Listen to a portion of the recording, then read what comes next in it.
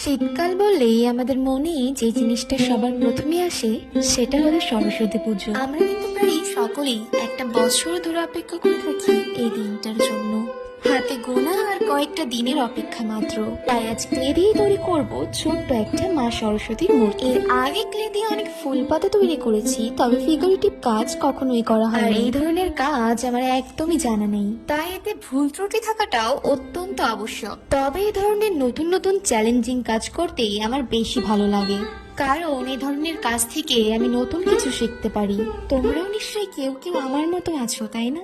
যাই হোক, আমার তো মা সরস্বতীকে সাজানো প্রায় শেষ। এবার মায়ের বীণাটাও আমি তৈরি করে নিয়েছি, আর কিউট একটা মা সরস্বতীর জন্য পুচকো একটা হাঁস তো বানাতেই হবে। হাঁসটাকে আমি মায়ের কাছে রেখে বীণাটাকে মায়ের হাতে ধরিয়ে দিয়েছি। এবার তোমরাই বলো তো, পদ্ম ফুলের ওপর আমার এই ছোট্ট মা সরস্বতীকে তোমাদের কেমন লাগছে? আর ভালো লাগলে একটা লাইক করে দিও।